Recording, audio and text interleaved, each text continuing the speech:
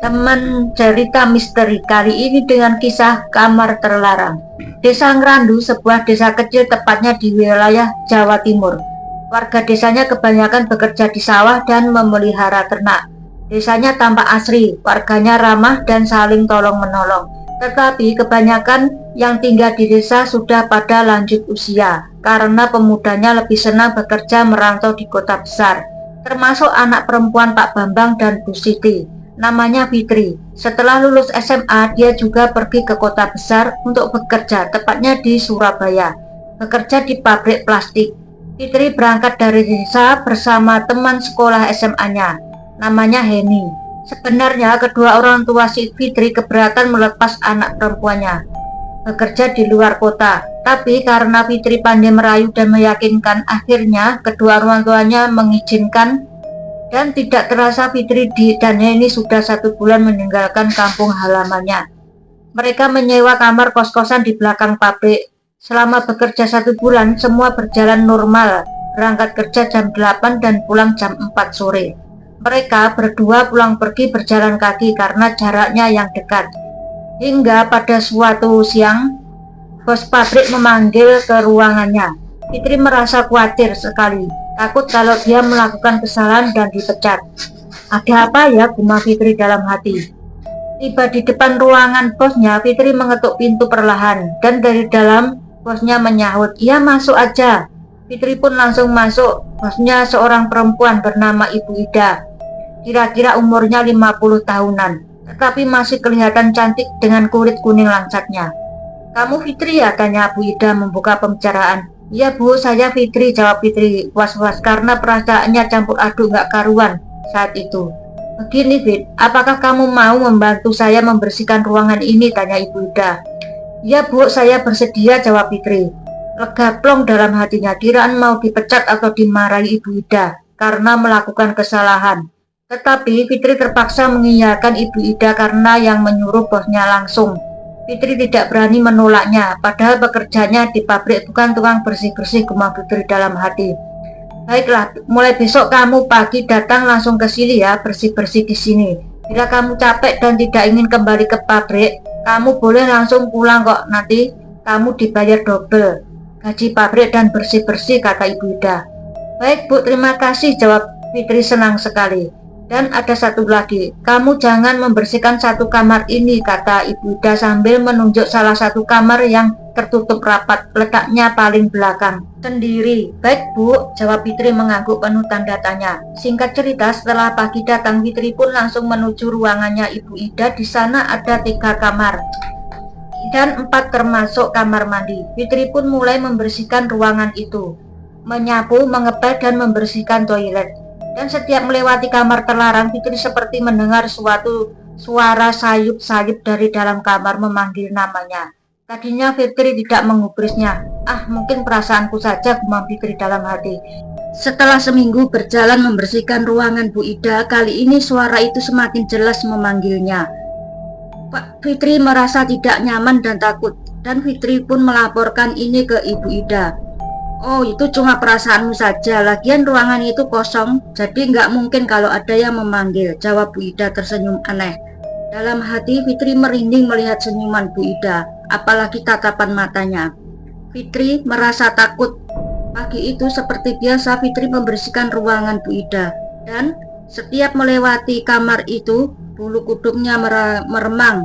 Tapi entah kenapa pagi itu seperti agak beda suasananya. Dan suara memanggil namanya semakin kerap dan jelas sekali di telinganya. Seperti kena hipnotis, tiba-tiba Fitri sudah berdiri di depan kamar terlarang itu.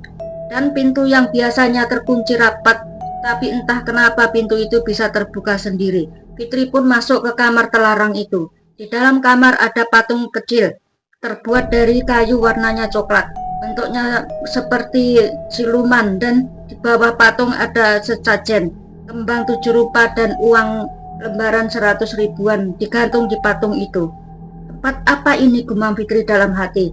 "Seperti tempat pemujaan. Apakah Bu Ida melakukan ritual pesugihan ya?" Belum selesai Fitri bertanya-tanya dalam hati, tiba-tiba ada cahaya putih melompat menabrak dirinya. Fitri kaget campur takut. Akhirnya Fitri berlari keluar kamar terlarang itu, dan tiba-tiba pintu kamar itu pun tertutup kembali mengeluarkan suara yang kencang sekali, seperti pintu dibanting. Fitri cepat-cepat menyelesaikan pekerjaannya dan ingin segera kembali ke kosan. Dia merasa tubuhnya aneh, begitu dingin. Suara-suara di telinganya terus memanggil-manggil namanya. Suaranya semakin lama semakin menyeramkan. Bahkan kadang ada yang tertawa. Fitri sudah tidak sanggup menyelesaikan pekerjaannya. Dia ingin cepat-cepat pulang ke kosan, bahkan tanpa izin dia pulang begitu saja. Belum sampai kosan, Fitri sudah berteriak-teriak di sepanjang jalan. Tubuhnya serasa panas, dan suara-suara di telinganya begitu mengganggu. Oleh warga yang kebetulan mengetahui, Fitri diantar pulang ke kosan sambil dipegangi kedua tangannya oleh beberapa orang dewasa karena terus berontak. Sambil teriak panas sambil matanya melotot tajam, raut wajah Fitri berubah menyeramkan seperti bukan dirinya lagi. Bukos kaget dengan apa yang dilihatnya. Akhirnya menelepon Heni menyuruhnya segera pulang. Heni segera pulang dan segera menelepon orang tua Fitri, memberitahu keadaan Fitri saat ini. Orang tuanya akan segera datang. Karena jaraknya yang terlalu jauh, orang tua Fitri akan tiba tengah malam ini. Bukos, Heni dibantu beberapa warga akhirnya mengikat tangan dan kaki Fitri supaya tidak kabur. Fitri terus berontak, mulutnya selalu berteriak panas, panas sambil tertawa menyeramkan. Dan Bukos pun memanggil Pak Ustadz untuk membantunya menenangkan Fitri. Pak Ustadz pun datang, membacakan doa-doa di telinga Fitri. Kamu tidak akan mampu mengusirku dari tubuh anak ini, teriak Fitri. Aku akan menjadikannya pengantinku, atau kalau kamu memaksa aku pergi dari tubuh anak ini, akan aku bunuh dia, ucap Fitri sambil tertawa terbahak-bahak. Semua yang ada di situ merasa takut mendengar ucapan yang keluar dari mulut Fitri. Tetapi kita tidak boleh menyerah, kata Pak Ustadz kepada kami. Akhirnya kami memutuskan membaca doa-doa bersama-sama supaya keadaan Fitri lebih tenang. Entah doa kami yang dikabulkan oleh Tuhan Yang Maha Esa atau memang fisik Fitri yang sudah tidak kuat. Dan iblis itu pergi begitu saja. Tiba-tiba Fitri mulai lemas dan seperti tertidur. Kami pun merasa lega dan bisa beristirahat malam itu. Tetapi kami memutuskan bergantian menjaga Fitri. Takut Fitri tiba-tiba mengamuk lagi. Dan akhirnya kedua orang tuanya Fitri pun tiba di kosan dan berencana membawa Fitri pulang kampung dulu untuk sementara waktu.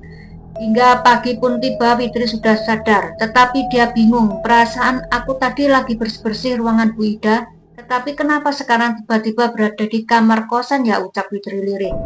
Tambah kaget lagi, di situ sudah ada kedua orang tuanya, Ibu Kos, Heni, Pak Ustadz, beberapa warga. Akhirnya kamu sadar kembali, ucap Bu Kos. Dan Pak Ustadz pun menjelaskan apa yang terjadi kepada Fitri. Penjelasan Pak Ustadz membuat Fitri tambah bingung. Bahkan dia tidak merasa sama sekali, cuma sekujur tubuhnya saja yang terasa sakit. Singkat cerita, akhirnya Fitri pun pulang kampung. Selama di kampung halamannya, Fitri jadi sering sakit-sakitan. Tubuhnya semakin hari semakin kurus dan pucat. Seringkali pindah-pindah dokter untuk memeriksakan kondisi Fitri. Tetapi setiap dokter jawabannya selalu sama, bahwa Fitri tidak sakit, semuanya normal. Bahkan beberapa kali cek lab, tetapi hasilnya semuanya normal. Tidak ada yang aneh, makannya pun normal, bahkan bisa dibilang banyak sekali. Anehnya lagi, sekarang Fitri bicaranya mulai ngelantur. Dia selalu mencari cahaya putih yang melompat ke dirinya. Pada waktu masih membersihkan kamar Bu Ida waktu itu. Bahkan dia mencarinya sampai ke pasar-pasar, ke sawah, ke kuburan, dan mulutnya selalu mengoceh tidak jelas. Bahkan Fitri pernah keliling desa berjalan kaki mencari cahaya putih itu. Cahaya putih apa? Cahayanya sudah pergi, sudah hilang waktu di Surabaya itu, kata Pak Bambang kepada Putri Fitri. Tidak boleh hilang, atau aku nanti akan dihukum jika tidak bisa menemukan cahaya itu, jawab Fitri. Matanya tidak fokus, jelalatan kemana-mana, seperti ada yang merasukinya lagi. Fitri, sadar nak, tidak ada yang akan menghukummu, ucap ibunya Fitri penuh khawatir dengan keadaan anak perempuannya. Pokoknya aku harus mencarinya sampai ketemu, ucap Fitri berteriak keras sekali. Akhirnya kedua orang tua Fitri sepakat mencarikan kiai buat pengobati Fitri. Hingga sampailah di Padepokan Sukma Asih. Di sana disambut oleh kiainya sendiri. Orangnya ramah, rambut dan jenggotnya sudah memutih, tetapi berwibawa sekali. Namanya Pak Kiai Gede. atau Kiai Gede, begitu orang-orang menyebutnya. Dan Pak Bambang segera menceritakan maksud kedatangannya ke Padepokan Sukma Asih. Kiai Gede pun menyarankan untuk menginap di padepokannya selama pengobatan supaya pengobatannya bisa maksimal. Orang tua Fitri pun menyetujuinya menginap sekeluarga demi pengobatan anak perempuan mereka. Malam itu juga Kiai Gede mulai melakukan pengobatan untuk Fitri. Kiai Gede mulai memanjatkan doa-doa.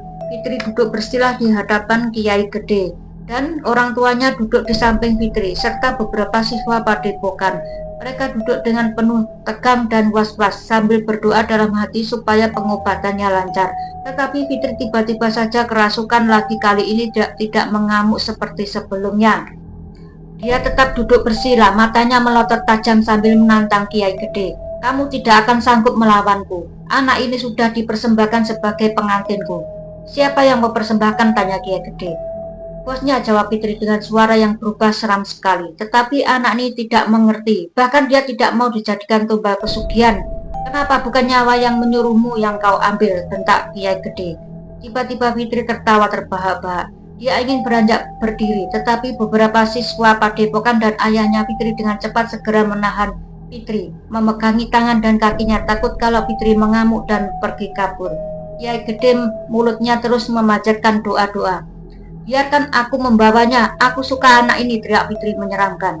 Hingga singkat cerita, Fitri berhasil diobati. Setelah seminggu pengobatan, kini kesehatan Fitri berangsur-angsur membaik dan emosinya juga sudah stabil.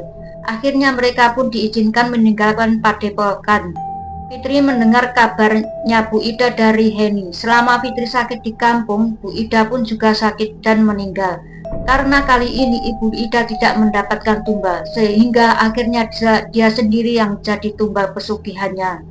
Terima kasih yang sudah mengikuti cerita ini. Semoga kita semua dijauhkan dari hal-hal buruk. Sekian dan terima kasih.